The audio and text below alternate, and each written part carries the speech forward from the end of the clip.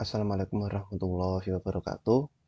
Mengetahui nama dan fungsi tool menu home di bagian paragraf. Karena video sebelumnya kita sudah bahas fungsi nama dan fungsi tool di bagian clipboard dan font, sekarang kita akan membahas nama dan fungsi tool di bagian paragraf. Saya sudah menyiapkan teks atau ringkasan teks dari nama dan fungsi sekaligus untuk sebagai contoh nanti ya, teks yang ada di sini. Untuk pertama kali kita akan mengetahui nama tool dan fungsi dari bullet. Bullet. Bullet ini berfungsi untuk memberikan poin atau tanda berurutan pada teks. Langsung saja contohnya seperti ini. Karena ini sudah diblok, ingat untuk mengaplikasikan tool kita harus blok dulu mana yang ingin kita format gitu ya. Ini kita blok, baru kita aplikasikan menu bullet ini seperti ini. Nah, tandanya tidak hanya titik, kita bisa pilih berbagai macam bentuk yang ada di sini dengan klik tanda panah ke bawah di bagian kanan seperti ini. Nah, untuk selanjutnya numbering. Nah, ini numbering di sebelah kanan bullet. Numbering ini berfungsi untuk memberikan penomoran berurutan pada teks. Kalau tadi adalah bentuk, sekarang numbering adalah untuk memberi penomoran urut. Langsung saja kita praktekkan. Nah, nomornya juga bisa kita ubah sesuai selera. Bisa nomor, bisa huruf, A besar, A kecil, B kecil, seperti ini. Bisa juga huruf Latin.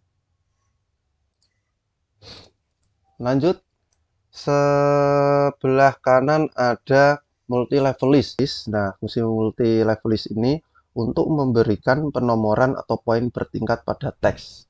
Nah, untuk khusus tool multi level list ini nanti saya akan buatkan video khusus untuk cara pengaplikasiannya karena ini butuh contoh lebih spesifik ya. Kita juga bisa mengedit multi level list ini biasanya dipakai untuk pembuatan heading. Nah, nanti saya akan buatkan video khusus untuk multi level list ini.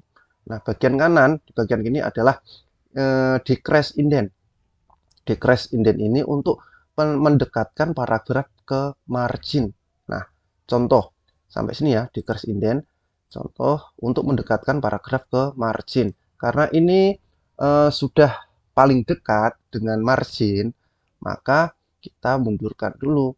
Nah, sekaligus kita mempelajari yang increase indentnya ya. Kalau decrease indent untuk mendekatkan paragraf ke margin, kalau increase indent untuk menjauhkan paragraf ke margin. Nah, kita beri sekaligus dua contohnya. Nah, ini yang increase kan, dan ini adalah decrease. Nah, seperti itu. Terus bagian kanan ini adalah ASEAN layout. ASEAN layout ini untuk mengatur tata letak teks. Maksudnya adalah seperti ini. Jika teks kita di teks bahasa Indonesia itu mendatar ya, kalau di teks Mandarin itu biasanya kan ke bawah ya. Nah, contohnya seperti ini. Saya blok bagian Asia ini agar biar gak kepanjangan. Baru kita aplikasikan yang ada di sini. Ini ada pilihannya nanti, beberapa pilihan. Oh, seperti ini. Nah, kita klik OK. Nah, jadinya akan seperti ini, lurus ya. Dan ada pilihan yang lain. Contoh di layout ini kita blok, kita klik di bawahnya seperti ini. Nah, nanti akan seperti ini. Tuh pilihannya, ada berbagai macam pilihan. Terus selanjutnya ada sort. Nah, sort ini untuk mengurutkan teks yang dipilih sesuai abjad. Contohnya seperti ini. Jika abjad paling atas di sini adalah bullet, abjadnya adalah B, yang di bawahnya ada N. Nanti secara dengan pengaplikasian sort nanti kita bisa memilih abjad yang paling atas adalah abjad awal atau abjad yang paling atas adalah abjad yang paling terakhir. Contoh seperti ini.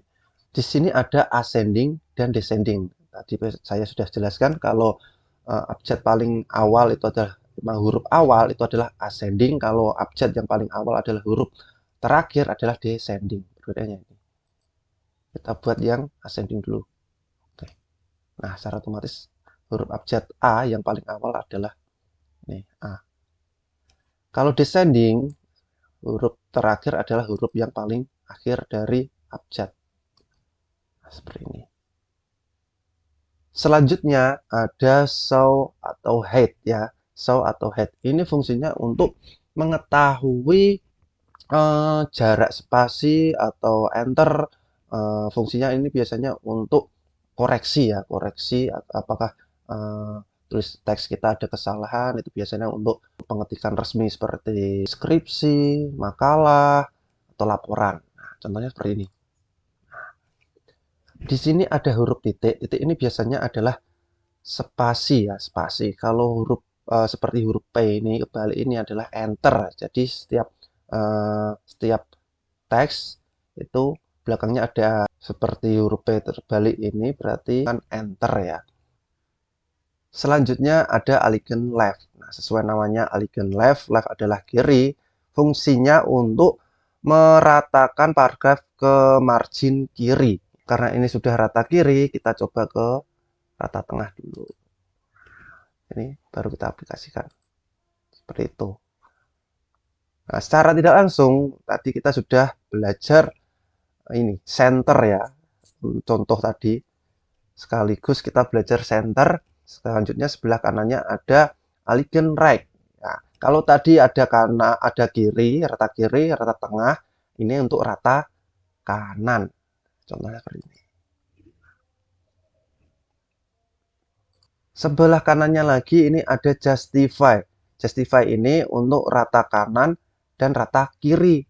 Contohnya seperti ini. Ini sudah rata kanan dan rata kiri. Yang dimaksud rata kanan, rata kiri dari justify ini adalah kerapian teksnya. Kerapian teksnya itu rata kanan dan rata kiri. Bukan ke margin kanan loh ya. Beda sama aligned right tadi ya, rata kanan bukan. Ini untuk merapikan kanan dan kiri biar rapi. Sebelah kanannya lagi adalah distribute. Nah, untuk mengatur agar tersebar merata di seluruh baris. Nah, bedanya justify dengan distribute ini adalah jika justify tadi ratakan paragraf bagian kiri dan kanan, kalau distribute ini untuk mengatur teks agar tersebar merata. Tersebar merata. Jadi nanti jarak spasinya yang dimainkan ya, jarak spasi yang dimainkan. Jika teks semakin sedikit teksnya, semakin panjang jarak spasi agar teksnya rata kanan dan rata kiri di barisan ya, di seluruh barisan. Jika teksnya semakin panjang, maka semakin sedikit jarak spasinya. Contoh seperti ini. Nah, seperti itu ya. Sebelah kanannya lagi ada line dan paragraf spacing. Untuk memilih beberapa besar angka spasi antar baris dan paragraf. Langsung saja kita kasih contohnya. Jika di sini jarak spasi dan paragrafnya itu terlalu sempit, kita bisa memperlebarnya dengan menggunakan line and paragraph spacing ini. Seperti ini. Contohnya seperti ini. Kita sesuaikan saja dengan selera. Ini juga menghapus. Itu ya, sekedar contoh. Untuk sebelah kanannya lagi itu ada shading. Shading ini fungsinya untuk merubah warna di belakang teks, tabel atau paragraf. Nah, kemarin ini nggak jauh beda dengan fungsi tag highlight color yang ada di kolom font ini. Nah, fungsinya nggak jauh beda. Contohnya seperti ini. Kita blok dulu, kita shading. Nah, kita ubah warnanya dulu sesuai dengan selera. Seperti ini. Dan yang terakhir adalah border. Border ini adalah untuk menambahkan batas pada jendela penulisan kertas, penulisan atau kertas. Contohnya seperti ini. Kita blok mana yang ingin kita beri border. Nah, batas di sini ada paling atas adalah distributed, tulisan distributed yang kita blok. Dan yang paling bawah adalah border. Jika kita pilih, di dalam border ini ada beberapa pilihan ya.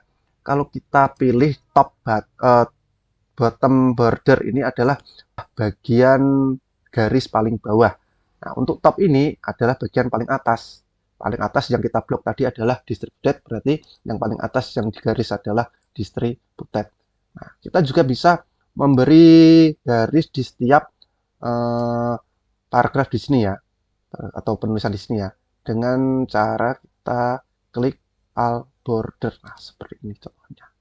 Sekian materi tool dan fungsinya kali ini. Kita akan lanjut video berikutnya, yaitu bagian style dan editing. Wassalamualaikum warahmatullahi wabarakatuh.